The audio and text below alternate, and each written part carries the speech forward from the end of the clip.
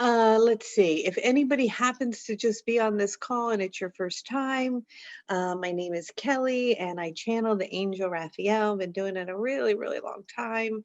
And the way I do it is I close my eyes. I take a lot of deep breaths and I tune in. I just start to make toning sounds. And as I make those toning sounds, the Angel Raphael comes through my body, my hands move a bit and I rock, and then Raphael will come in and say hello, and you guys will say hello back wherever you are in the world.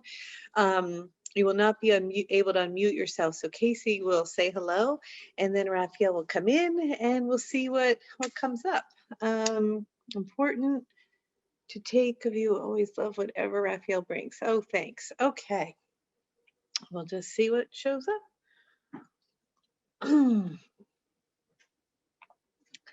All right, everybody. Oh, put on your calendar April 8th. It's the Lionsgate. I'm getting a lot of information and downloads. I'm sorry. Wow, I'm really out of it. August 8th is the Lionsgate. And I'm working with a Starseed group that's going to be coming up with that. But I'm going to open that up to everybody because it feels like it's important for the collective. All right. Everybody want to drop in? Just take a nice deep breath. Why don't you breathe in for 4 and hold for 4 and exhale for 4. So everybody breathe in. 1, 2, 3, 4 and hold. 1, 2, 3, 4 and exhale. 1, 2, 3, 4. All right. Imagine yourself grounding down into Mother Earth, tying a cord to her, opening up your crown to receive the vibration and blessings of Angel Raphael. Hello.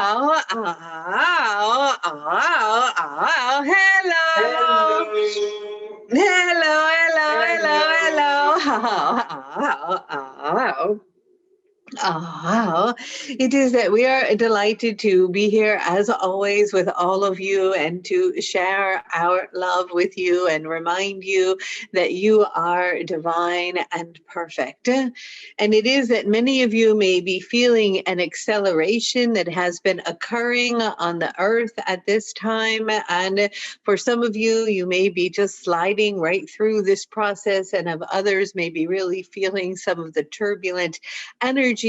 And in the turbulence is an opportunity to continue to utilize your knowing and your practices to realign and to bring yourself back into center.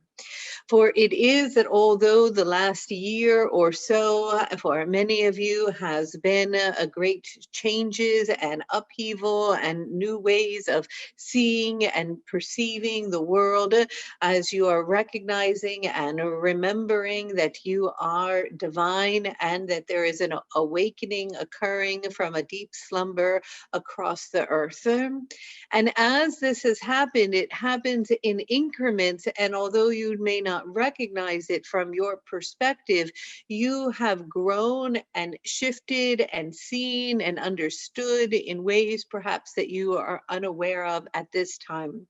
But it is allowing you now to be able to integrate a lot of vibration and energy that is coming into the planet and bombarding it, that is accelerating the vibration at a rapid pace. And when those vibrations and high light quotations come in and continue to bombard, they will find any crevices, any darkness, any parts of self that need to be looked at or to be seen, to be loved, to be healed, to be understood, to have nowhere to hide, for they will shine a light upon them in which they will be exposed.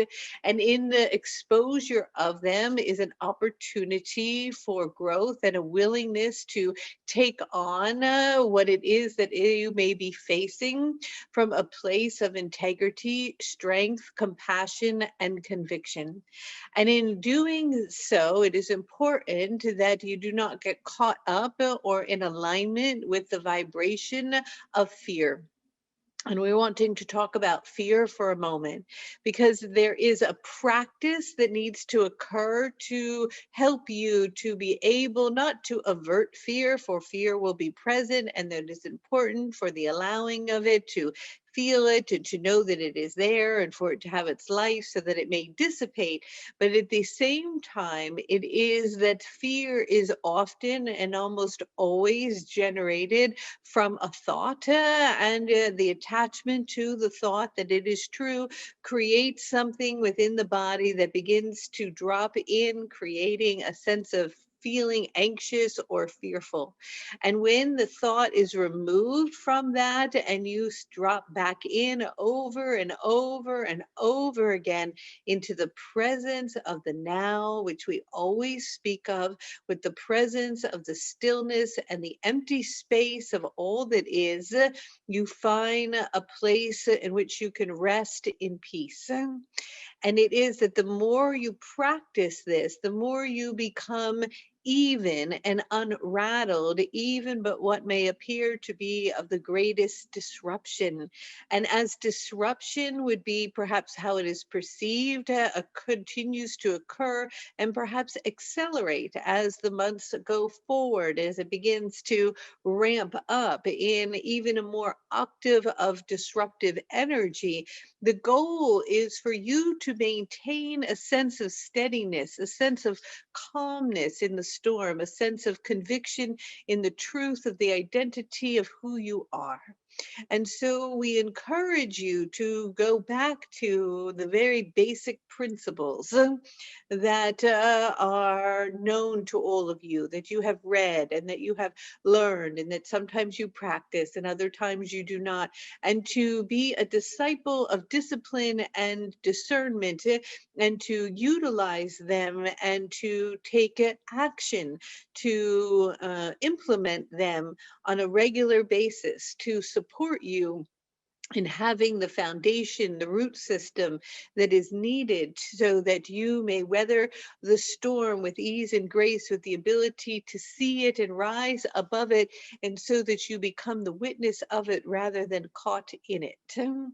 And so, hello. Hello. So, Raphael, I was wondering if you could talk a little bit about how these disruptions are tests to see if we're ready to shine who we really are, if we're ready to fully accept ourselves. Is that what they are, these disruptions? Well, it's not really like a test at school, but it's an opportunity to utilize that which you know and to keep bringing it over and over into alignment and into practice, utilizing compassion. And when you keep aligning with compassion and doing it over and over and over again, where you continue to be present in the presence of the now, moving forward in alignment with your truth, then it shows you, in a sense, to your own self, not that you have to pass a test to another or even to a what you might perceive as a higher being, but it is a test within your own self to give you the confidence and the sense of stability in your ability to face adversity and to find your way home. All right, that's fabulous. So, do the tests, do you oftentimes get do you test yourself to the point that's really hard, and then once you feel like you've passed and you know who you are, do those tests lessen or stop, or do they keep intensifying? Oh, there is no need for it to intensify. We are not wanting anyone to put into their thought form that there has to be an intensity of turbulence or difficult times in order to grow. For it is not a requirement in the growth process. However, it can be an accelerator, and sometimes the soul will choose to have an accelerated path because they have a large work to do and they need to move through parts that need to be healed. And so they may accelerate their process to get to the other side so that they can see and reflect upon what may have transpired, allowing them in that reflection to be stronger, more in alignment, and able to see more clearly. But it is not necessary to go through that, but it can be a great instigator and accelerator, especially if you are choosing to do work on a larger scale. So it often exposes the darkness that's still within inside of us so that we can heal that so we can be as light as we can. Yes, it shines a light on everything, the good and the bad. It accelerates it in that you are faced to look, to see, to pay attention to, so that you may continue to grow, to communicate, to heal, to expand, rather than to contract. But it is important not to get caught in the drama of it, because when you get caught in the drama of it, you get caught in the story of it, and it continues to perpetuate in the mind. And when you are perpetuating with the mind and the thought, you cannot escape from it. And then the learning process in which you have put yourself into the storm in order to gain access to a deeper understanding continues for so long that your perspective then is unable to have time to reflect upon what occurred. So the faster you can move through it, even if it is a great intensity, the more the quickening is in the shining upon what it is you're needing to work on or to heal or to reevaluate.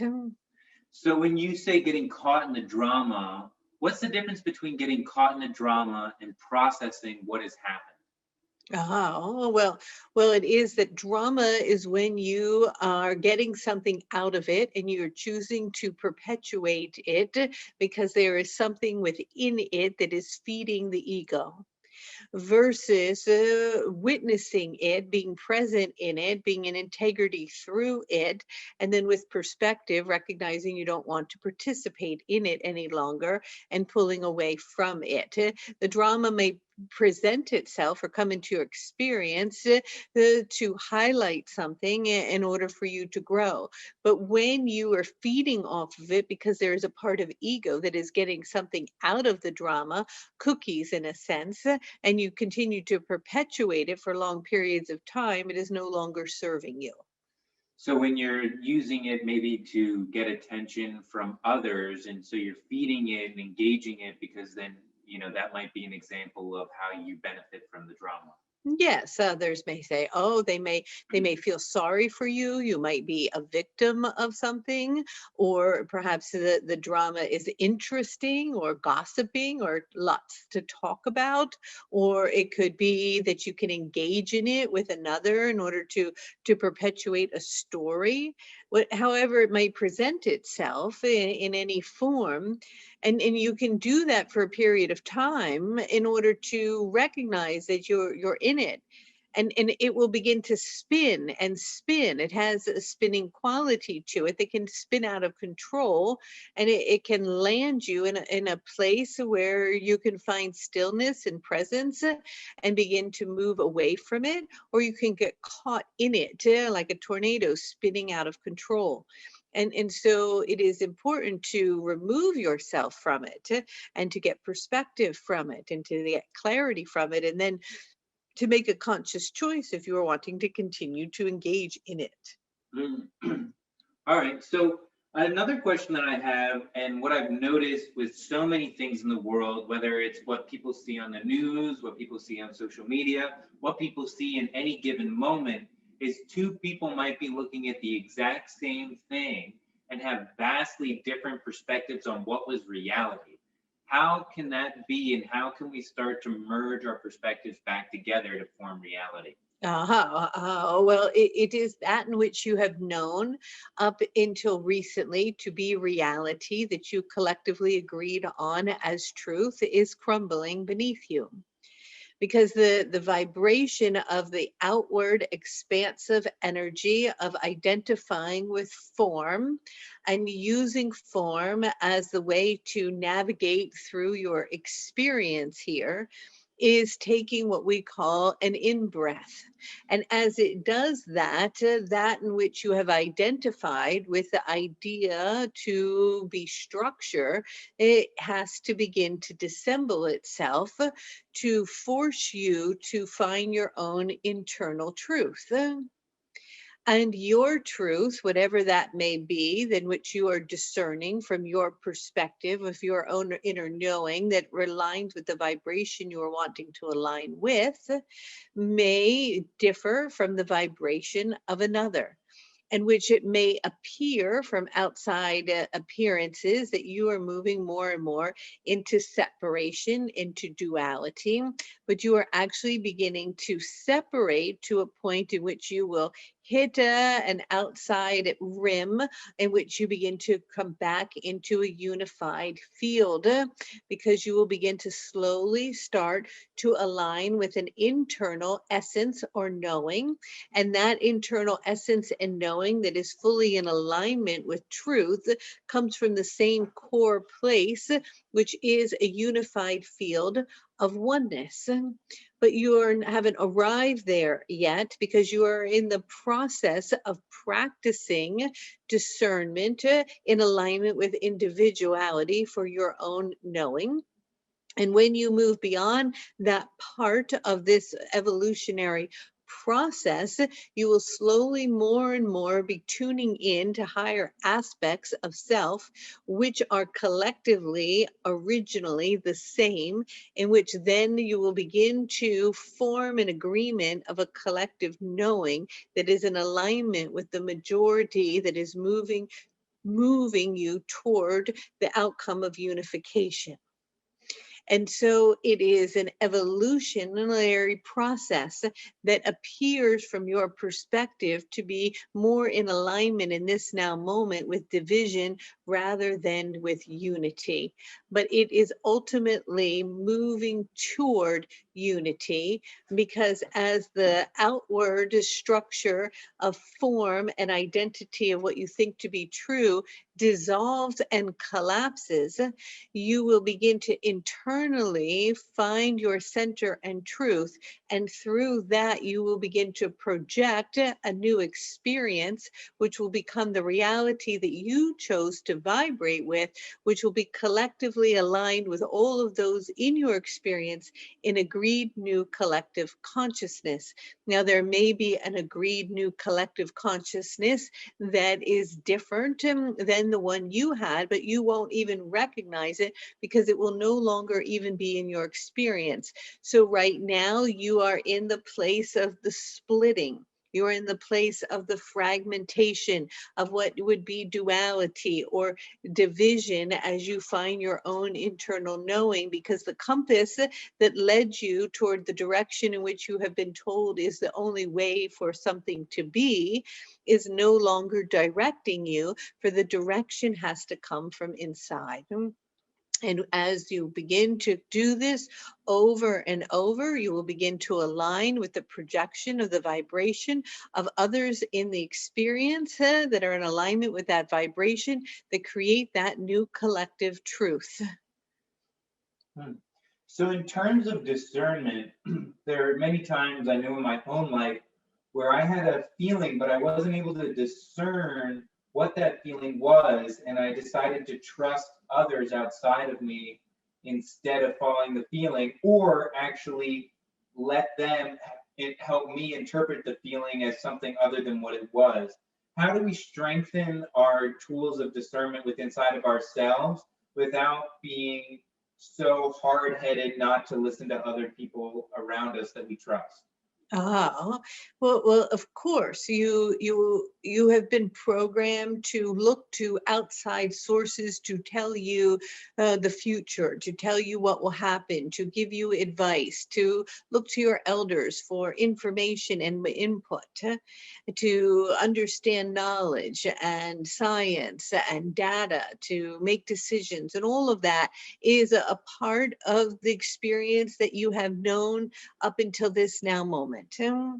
And yet, as you begin to question things more and more, and you have to go inward to find your own internal compass, it doesn't mean that you disregard outside information completely, or that you do not seek counsel or connection or talking through something, but you begin to balance the scales more, for they were very heavily weighed in deciding and making decisions from output that was outside of self, and you have lost that internal compass. And so now you have to strengthen it. You have to work at it. You have to exercise the muscle of your own internal knowing and your own discernment until you bring it back into balance. So there is never a black and white that any and all decisions are always made internally without any input from another.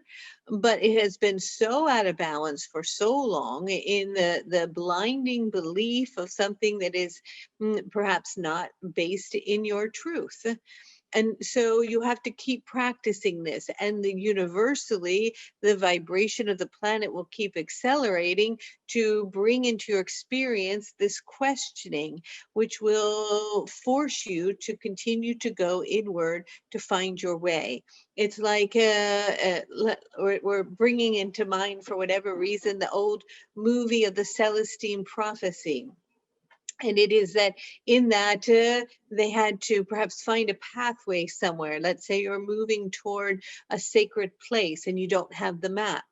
And as you begin to tune in internally, you'll see that one path, if you're at the fork of a road, will light up and another will not, which will tell you the direction to go. And you keep following it because you're starting to awaken the senses more. You're starting to be able to see new ways, to feel energy, to sense things, because the vibrational field is vibrating at such a new frequency, and the boundaries between fields are so much thinner. Many of you call it the thinning of the veil, that you are in a soup of collective energy, and that's why many of you feel tired and depleted, and you can pick up on others' fields and energies, and they can permeate yours. That's why discernment is so important when you're aligning with the vibration of another, if they are in alignment with who you are or they are not. And so, yes, you have to keep exercising that muscle until it becomes stronger and stronger. And one of the ways to do that, as we had talked with many of you who are in our other classwork in the Star Seed, is to Lord Lantos came and talked to you about going to the Hall of Illumination. And if you're wanting, we can do that today, so that you have ways to go in and have access and support from the ascended masters and the beings of light to be a guiding light to help you find your own answers and internal knowing.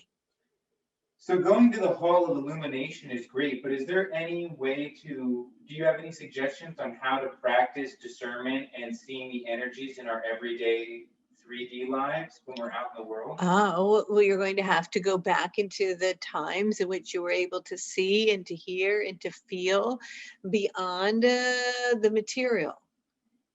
You have to practice it. That's what we're going to do in the Starseed class. We're going to teach you how to remember and to awaken gifts that you already have that are latent within, so that you can sense someone's field. You can see the color. You can see and you can discern what's taking place, what's going on. You can tune in. You can hear your own internal knowing. You can hear the voice and your own mind and decipher if it is coming through the ego mind or if it is coming from an internal essence of truth in the stillness of the now.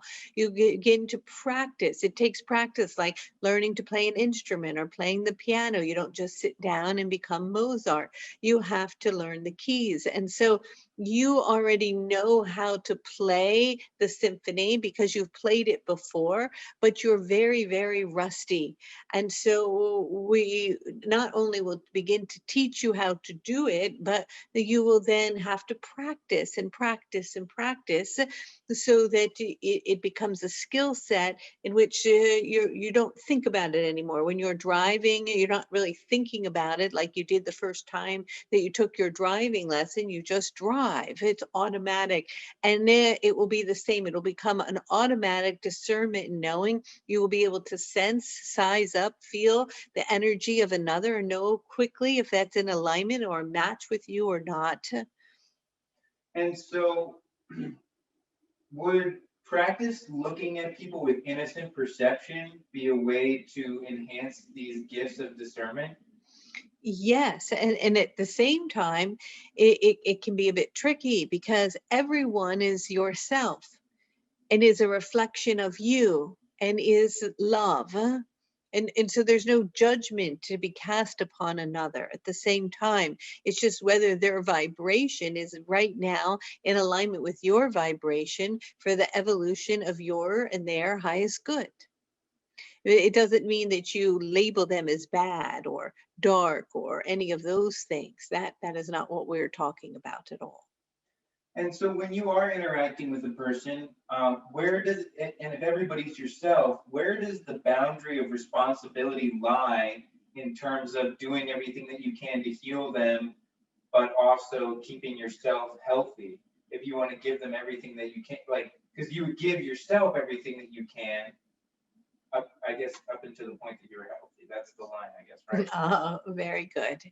When it interferes with your own emotional, mental, or physical well being, then it is no longer coming from a place of compassion. You can be compassionate and take care of and love another until it is inflicting emotional pain within yourself. Now, if it's a temporary moment, but if it feels as though it energetically is not in alignment, then the other must find their own healing, their own path, their own empowerment, their own way, their own journey, as many of you say. Mm. And so, what do you do? So, in terms of that, how do you practice tuning into yourself to know where that line is, or stop before you cross that line? Well, you have to do the obvious. You have to become still, silent, listen, not with the mind, not with the reason, not with the figuring out, but with the internal essence. And you can only tap into your internal essence in the presence of nothing, where the thought is in stillness, because it is the thought that you have about whatever something may be that guides you sometimes in one direction or another, because you rationalize it, and the ego has its own agenda. But when the thought ceases, because the thought often is the only thing that is creating the internal anguish, pain, anxiety, suffering, whatever it may be, fear. And so in the spaciousness from the thought, you begin to move into a new quality of vibration, a new energy, where you're tapping into the essence, not the personality, not the agenda, not the ego, not the idea, but their vibration. And then you align with that, and you see if you are a match with that vibration or not. But when you bring in all the other parts and all the agendas around it, then that can get in the way. And so you can practice this with simple things, like with food. You can hold something in one hand, you closing your eyes, let's say a pear, and in the other hand you might put in something that is highly toxic or has been packaged and is removed from the earth.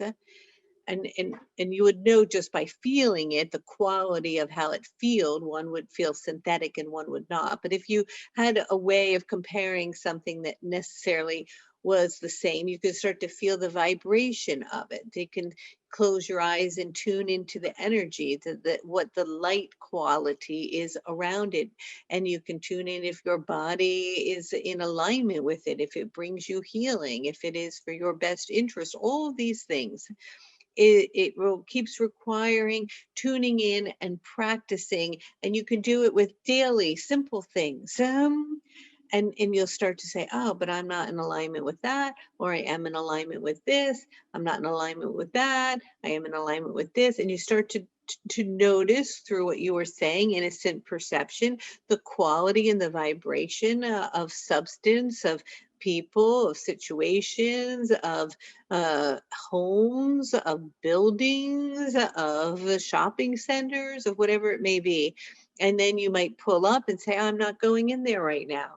That vibration and I are not matching. You start to tune into the colors around a building, the colors around a piece of food, the light that's emanating from it, or if it is in a state of decay or despair.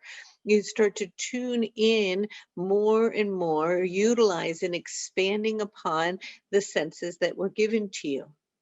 So, like an exercise to do is you could blindfold yourself and lay out, have someone lay out food on a table and just put your hand over it and rate the vibrations. Yes, that's a place to begin.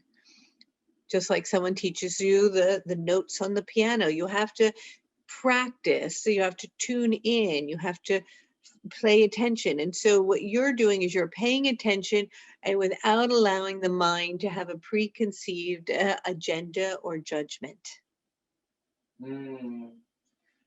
Well, that's beautiful. I think that's a great way to go about it. So, I was wondering for the rest of this time, could you take us into the Temple of Illumination to work on our discernment on the fifth dimensional level? Yes, of course.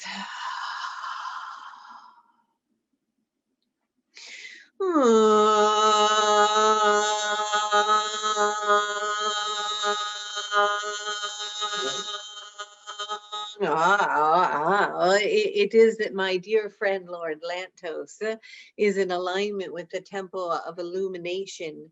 And it is that there is a book of knowledge. And in this book of knowledge, you can align with illuminating the truth to whatever it is that you are wondering. For many of you may have a question: should I travel here or there? Should I do this or that? Should I meet this person or that? Should I do this business or not?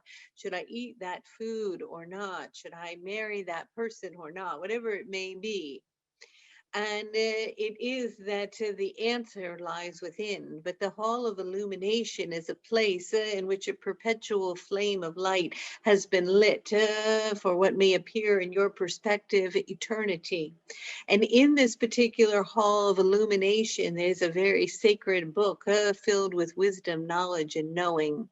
And in it, the answer may come alive, in which a question you may ask as you are given a pen. And as you write the answer upon the book, it is that the light of the illumination of the purity of the gold will begin to raise its light upon it, and it will become clear to you what to do. And so, with that, we ask you to practice this by tuning in and asking in this now moment, do you have a question in which you are seeking an answer to? It may be a yes or no answer. It may be a long answer. It does not matter. And when you have come into a knowing of what that is, you may come with us now as you close your eyes as we take you to the hall of illumination. As Lord Lantos comes and arrives, he comes in and says, I will bring you to the great mountain in which deep beneath it in the city dwells and lives the temple of illumination. As you are welcome here, as long as you come bidding truth and wanting to find what is true, to open your heart and to arrive. Before doing this, he asks that you tune in and be first clear if you want to come. And if not, then you may say goodbye for now and come another day if you wish. But if you are ready and willing and open to hear what is true for you, then come with us now as you close your eyes, as we bring down a light body Merkaba across your body. As the star tetrahedron comes down from above and below, it begins to spin. And as it spins, we are bringing in a cobalt blue light, and that light will begin to radiate through and in and around all of you, clearing and opening your field to receive the blessings of what you may hear. And as you feel the Merkaba begin to spin and spin and spin, you can feel it moving across the place of where it is that you are, arriving deep in the north of California as it begins to drop close to the mountain of Shasta. And as it begins to hover over the mountain peak and the snow caps on top, you feel the heat beneath, for fire burns and rages near and around, knowing that this fire is bringing purity and transmutation to many energies of pain and discordant. And in that, it opens up the mountain for you to find your inner knowing and truth, for remembering that as you find and witness your internal compass, the knowledge and the wisdom of what is true, you are elevating and supporting the vibration of the collective as you choose your answer to be fully and completely in alignment with the vibration of love. And with that, now he allows the mountain to open, and as you drop, you fall upon the golden disc beneath the open. And as it opens further, you're dropping deeper and deeper into the mountain, where the great Saint Germain with his Maltese cross comes with his purple robe as he greets you and bringing the violet flame of transmutation.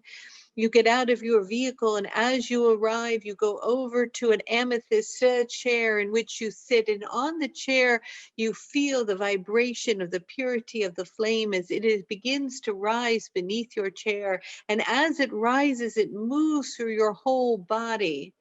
And it goes into every cell and every particle, every electron, and every part of who you are, moving through your feet and your legs and your calves and your hips and your stomach and your back and your heart and your throat and your head. And as it spins and engulfs you in the violet flame of transmutation, it releases, dissolves, and lets go of any discordant energy that no longer is serving you, as it is cleared from your field, amplifying you into a higher octave of vibration, aligning with the energy and the purity of innocence and love and joy. And as this happens, Saint Germain asks you to allow the physicality of the body and some of the outer layers to remain in this flame of transmutation as you lift a part of you out even further, becoming more light, more luminous, more etheric. And as you begin to float, you move through and underneath the crystalline shetty of Telos, going over. And in the distance, you see a light that is bright beyond that you have seen before, for it is the temple of illumination. And as you look at it, you see Lord Lantos. And as he stands before you, his heart is glowing with a golden hue, for he is filled with love and light. And as you tune into his energy, he says, "Come with me, shall I am here to teach you of the energy and the vibration of discernment as you come into my temple to learn and to know the wisdom and the truth of your heart, to find the inner knowing and understanding of what is true." And with that, you enter into the temple, and it shines so bright like the great central sun that the light impersonally moves and moves through every electron, atom, and particle and cell of the body. And you are just filled with a golden light of hue of love as it is moving and casting its shadow upon the temple, allowing you to see every crevice of its beauty as it glimmers and shimmers in beauty and diamonds and crystals all around. And as you sit here in this temple, you see before you a book, the great book of knowledge, the inner truth and the answers to that in which you seek. And he hands to you now a pen, the pen of illumination. And as you place it in your left hand, he gives you the book on your right. And as you open it, you look to it. And you say within your heart, as you place your hand on your heart, the question that you have, whatever that shall be. And when you know the question and you have asked, you ask the internal inner knowing of the purity aligned with who you are to give you the answer clear as day. As you take your pen and put it and place it upon the parchment of the paper, you write the truth to what it is. And here now in this moment, you see the words begin to move as the letters across the page, and they begin to light up, and you look at it and you see what is true.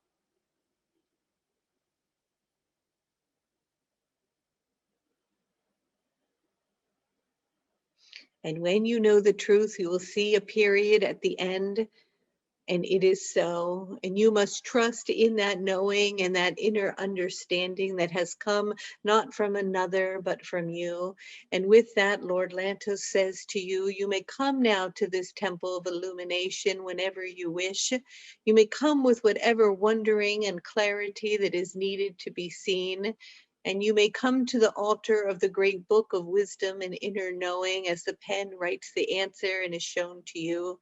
And with that, that is our gift to you today, to remember that that place is always there for you, awaiting in a witnessing and a wondering of your truth. And with that inner knowing and peace of understanding, you may come and stand up now, moving away from the temple of illumination as you float back toward the body of which you were coming from, in which it sits in the flame of transmutation of the violet fire of love. And as you re-enter it, you are consumed and cleared of all past karmic energy and vibration that is no more in alignment with who you are, as it transmutes old pain, sorrow, karmic energies, lifetimes that are not needed to be played out again. And with that clearing, you begin to arise as you begin to lift clear with clarity, knowing, and unbelievable light. You begin to lift out through the mountain, floating back as you enter into the vehicle of the Merkabah, the cobalt blue, as it begins to spin and spin and spin. It arrives upon the crown of your head, and as it enters it, you drop back in to the physicality of the third dimension of the body in which you dwell now, with a deep remembering and inner knowing of who you are. And so it is. So it is.